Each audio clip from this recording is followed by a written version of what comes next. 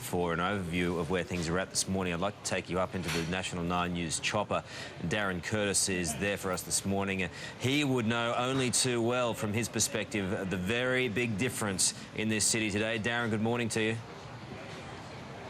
Good morning, Carl. It is a significant difference across Brisbane this morning. We'll cut to some pictures just now of Taringa, the suburb of Taringa, which is on the river around Brisbane here. Now, this building, this area here, we showed you yesterday, the water was up to about the second floor of most of these apartment complexes. We'll just push in there now. Now, you can see the water line on this building. That's how far it reached, and that's how far it's dropped, obviously, since yesterday about this time. You can also see just at the bottom of that building there, all the trees that have been knocked over just from the flow of the river. This has been quite a surge that has passed down the river here. It's bent those trees over. Some of them may not actually spring back up because they have probably been torn around the foundations and bent over incredibly. We'll move to the left here now, and this is an indication of just how much debris has been coming down this river. That's one little corner in the corner of the river here at Taringa. All of that stuff has just been bottled up and caught there now.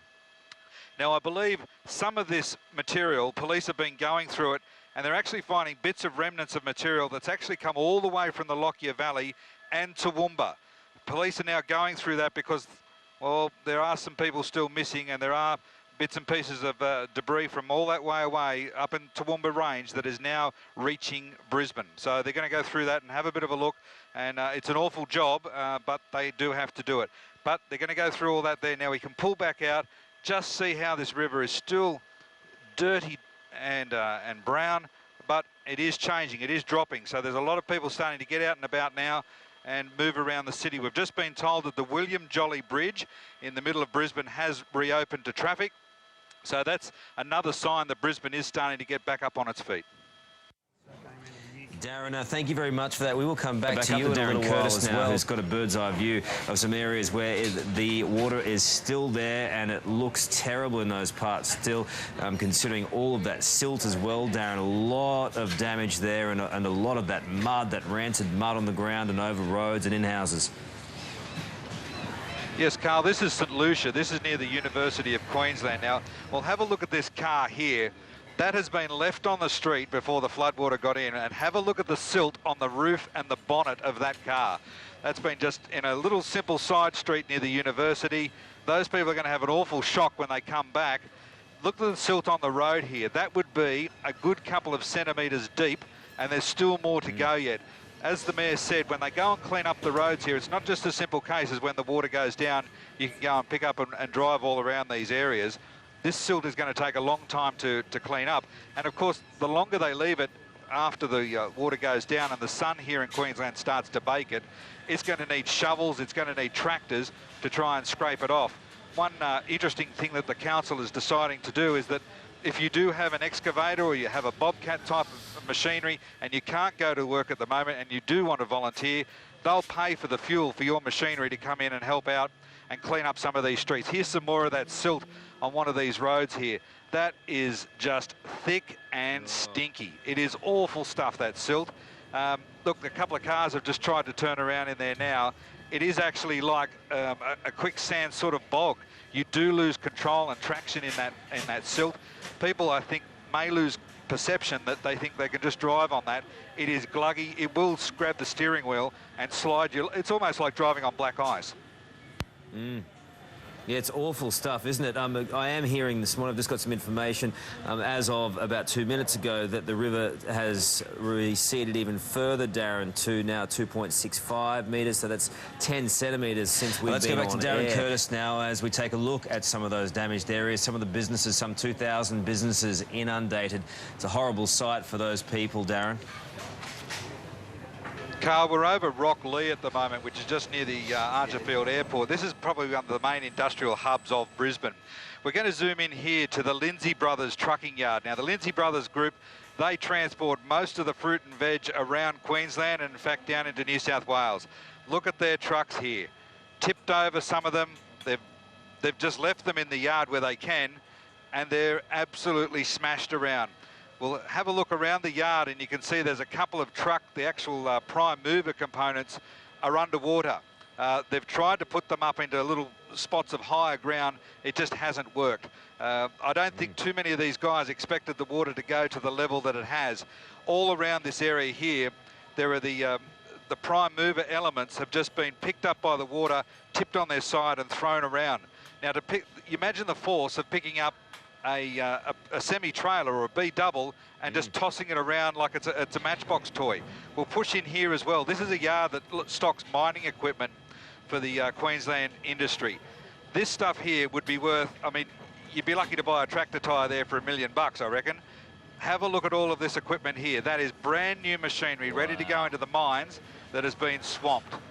Every single piece there, because of the strict engineering standards that go into the mines, this is going to need some serious work to work out whether it can be used again, whether it's going to be recertified, or whether in fact that all just goes to the scrapyard now. This is going to have a big toll, not on Queensland industry, but a whole of Australian economy. The mining and resources industry here in Queensland is enormous. It's earning so much money for our country.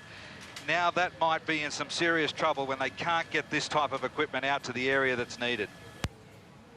Hey, Darren, I'm just looking at that there. Is a little bit difficult to make out. Is that still water in there, or is it a combination of water and metre upon metre of silt? I'm sorry, Carl, the communications broke up there a little bit. We lost it there. I'm not too sure what the question was, but if you look across this industrial area here, every single street, row after row, is just smashed and battered. The water still hasn't gone down in much of this area here. We went over a pallet factory earlier that supplies all the pallets that a lot of the grocery items, for instance, are delivered on. All of the brick supplies. Anything that goes on a pallet is made in this particular part of Brisbane. It's just knocked over, smashed around. The pallets will be okay. They can be hosed off and used, but they've still got to get their yard back in order, put it back together, and then get it out to some of these people that need it. We also heard that Australia Post, for instance, they've got a main sorting depot in this area here.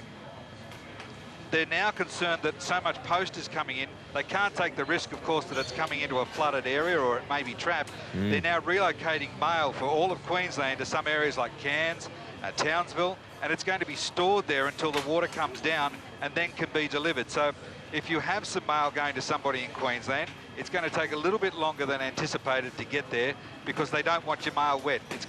It will be delivered, but it's going to take a little while. Up there on the bend of the overpass there, you can see where somebody's managed to get their trucks up there. That must have been a very last-ditch effort to try and save these vehicles from being inundated. Gee, that's a big area that you're talking about there, a very big industrial area, and as you say, a lot of damage there, and it's going to take a lot of cleaning up. You would imagine that would take a considerable amount of time to do. All the while, it's costing these businesses money. It's hard to imagine that considering the amount of mud there and considering the area, Darren, that they'll be able to do that within a short space of time, even though Major General Mick Slater is confident that things can get up and running pretty soon. I think it's going to be interesting for some of these trucking companies to return to their yard because vehicles that they left there are not going to be in the yard anymore. You're talking about a semi-trailer or a B-double that's been picked up by the water and carted streets away, or in fact is not even on a street anymore. It's in a bit of a river course. It's stuck in a creek somewhere. There's a couple wrapped around a tree. Graphic in all as these images are, the reality is it doesn't really capture the terrible situation. All right, Hank, we appreciate your time today. Thank you very much for giving that information to people. I'm just looking at those images right there. That is unbelievable, the amount of mud that those semi-trailers are caked in, probably a metre and a half of mud and silt. That's going to take a long time to clean up. Just to shift that mud is going to be an ordeal in itself. Hopefully, Mick Slater said, if you want to help, get out here and help. Get out there and help your local business, or go out there and help your neighbour, contact your neighbour, see if they're okay and do what you can.